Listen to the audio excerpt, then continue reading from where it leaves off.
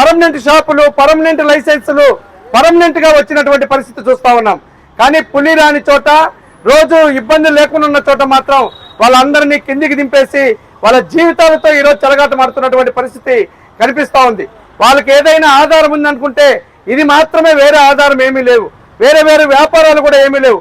అక్కడ బొరుగులు అమ్ముకున్నా, లేకపోతే అక్కడ మజ్జిగ అమ్ముకున్నా, అక్కడ సమోసాలు అమ్ముకున్నా, లేకపోతే అక్కడ ఏదైనా పానీయాలు అమ్ముకున్నా అవి మాత్రమే ఈరోజు జీవనం కొనసాగిస్తా ఉన్నారు. వాళ్ళు అవి లేకుండా చాలా తీవ్రమైనటువంటి ఇబ్బందికి గురవుతున్నారు. వాళ్ళ బిడ్డలు ఎవరు కూడా చదివించుకోలేనటువంటి పరిస్థితి ఏర్పడిపోయింది. వాళ్ళ ఇంట్లో జీవనం కూడా కొనసాగించడానికి అనేక రకాలైనటువంటి ఇబ్బందులకు గురవుతున్నారు. కానీ ఇవన్నీ కూడా పాలకవర్గం ఏమాత్రం కూడా పట్టించుకునేటువంటి పరిస్థితి లేదు. ఇంత గతంలో అయితే ఎవరైనా నిరసన తెలియజేస్తారంటే అధికారులు వెంటనే వచ్చి ఆ సమస్య ఏంది అని తెలుసుకొని పరిష్కారం చేసేవాళ్ళు. కానీ ఇప్పుడున్నటువంటి ప్రభుత్వం కానీ, ఇప్పుడున్నటువంటి పాలకవర్గం కానీ, ఇప్పుడున్నటువంటి అధికారులు కానీ ఎన్ని రోజులు చేసినా మాకేముంది అని చెప్పిన ధోరణితో ఈరోజు వ్యవహరించడం అనేది చాలా బాధాకరమైనటువంటి విషయం. కాబట్టి ఇప్పటికైనా ఈ సమస్యను తెలుసుకొని జటిలం కాకుండా ఈ సమస్యను పరిష్కారం చేయాలని చెప్పాలని సిఐటియు డిమాండ్ చేస్తా ఉంది. అందుకని ఈరోజు మురళన్న నేతృత్వంలో మొత్తం ఈ రోజు పాటు నిరాహార దీక్ష చేయాలని చెప్పని సిఐటియు భావించింది. అందులో భాగంగానే అందరినీ కూడా అన్ని రాజకీయ పార్టీలు, ప్రజా సంఘాలు, ట్రేడ్ యూనియన్స్ మాకు మద్దతు ప్రకటించాలని చెప్పిన ఉద్దేశంతో ఈరోజు నిరాహార దీక్ష కొనసాగించడం అనేది జరుగుతూ ఉంది. దీన్ని ప్రారంభించినటువంటి ప్రతి ఒక్కరికి పేరు పేరున ప్రత్యేకమైనటువంటి కృతజ్ఞతలు తెలియజేస్తా ఉన్నాం. ఈ సందర్భంగా సిపిఎం జిల్లా కార్యదర్శి వందవాసి నాగరాజు గారిని మాట్లాడాల్సిందిగా కోరుతా ఉన్నాం.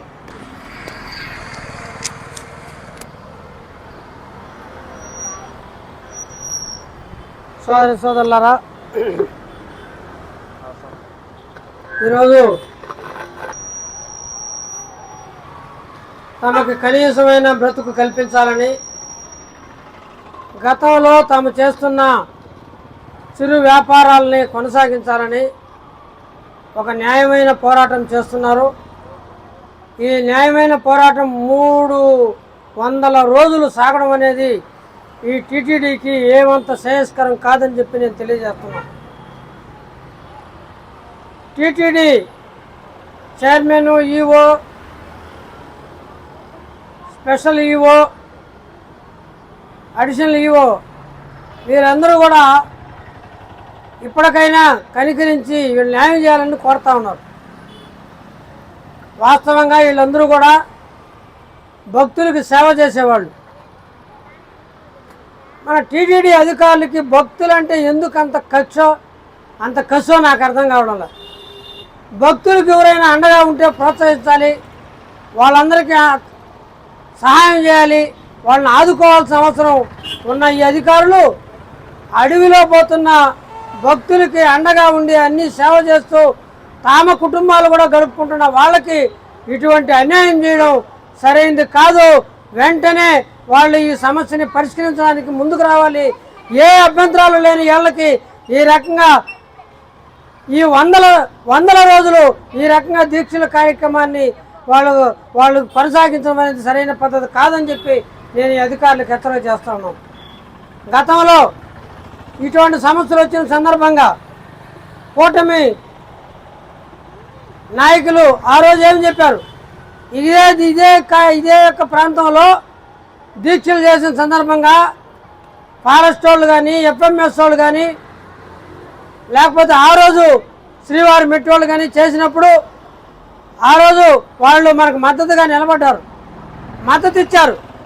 మా పరిపాలనలో అయితే ఇటువంటి దుర్మార్గాలు ఉండవు అని చెప్పి ఆ రోజు పెద్దిరెడ్డి రామచంద్రరావుకి వ్యతిరేకంగా మనం పోరాటం చేసినప్పుడు కానీ, లేకపోతే అనేక మంది ఇబ్బందులు పెట్టిన సందర్భంగా ఇక్కడికి వచ్చి చెప్పారు.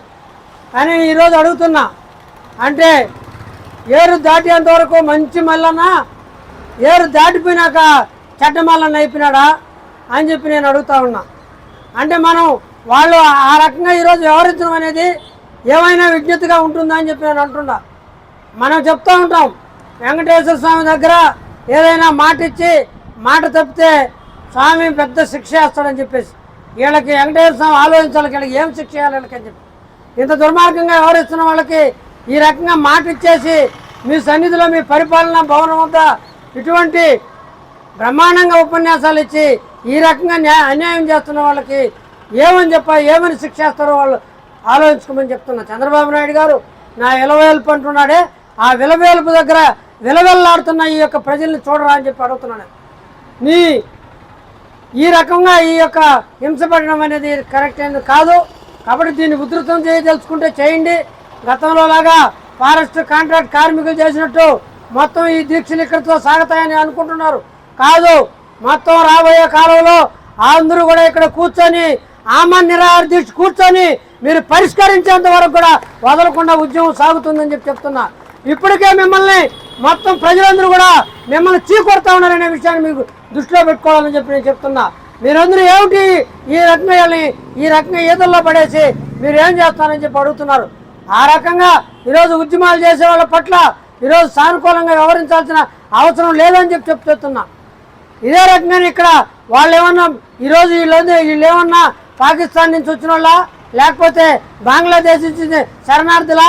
ఎందుకు ఈ బీజేపీ వాళ్ళకి మనసు రావడం లేదని అడుగుతున్నా. వీళ్ళందరూ హిందువులే కదా, వీళ్ళందరూ భక్తిభావం కలిగిన వాళ్ళే కదా. ఈ బీజేపీకి భక్తులంటే వాళ్ళకి చాలా కక్షిగా ఉన్నట్టుంది. భక్తులకు ఏ సౌకర్యం కల్పించినా వాళ్ళు ఒప్పుకోరు. గతంలో చూసాం మనం. ఎందుకంటే భక్తులు ఇక్కడి నుంచి ప్రశాంతంగా ఎటువంటి ఇక్కడ కాలుష్యం లేకుండా మామూలుగా వాళ్ళు పరిశుభ్రంగా వెళ్ళేది వాళ్ళకి ఇష్టం లేనట్టుంది. ఏ వీధిలో చూసినా డ్రైనేజీ పొంగి పొరలుతూ ఉంటే అవి మోకాళ్ళతో తొక్కొని ఆ కంపులో వెంకటేశ్వర స్వామి దగ్గర పోయి దర్శనం చేసుకోవాలని చెప్తున్నారు. ఇంతకన్నా దారుణం ఇంకోటి ఏమైనా ఉందా? ఈ బీజేపీ వాళ్ళు ఆ ఫ్లైఓవర్ వేస్తే వ్యతిరేకించారు. వాళ్ళ భక్తులకి ఇప్పుడు సౌకర్యంగా ఉందని భక్తులందరూ సంతోషపడుతున్నారు. అదే రకంగా ఈరోజు ప్రతి ఒక్క విషయాన్ని గతంలో యూడిఎస్ కూడా వ్యతిరేకించారు. ఇటువంటి మూర్ఖులు ఈ రకంగా ఉంటే ఈ తిరుపతి ఏ రకంగా అభివృద్ధి అవుతుంది, తిరుపతి ఏ రకంగా ముందుకెళ్తుందని నేను అడుగుతున్నా. భక్తులకి ఏ రకంగా సౌకర్యాలు కల్పించబడతాయి అని నేను అడుగుతున్నా. ఆ రకంగా వెంకటేశ్వర స్వామికి ఈరోజు భక్తులుగాను సేవకులుగాను భక్తులకి సేవ చేసేవాళ్ళుగాను ఉన్న శ్రీవారిమెట్టి చిరు వ్యాపారస్తులకి ఖచ్చితంగా న్యాయం చేయాలి, ధర్మంగా ఆలోచించాలని చెప్పేసి మనం చెప్పాలి. గతంలో పేరులో ధర్మారెడ్డి పెట్టుకుని అధర్మం చేస్తామని చెప్పారు.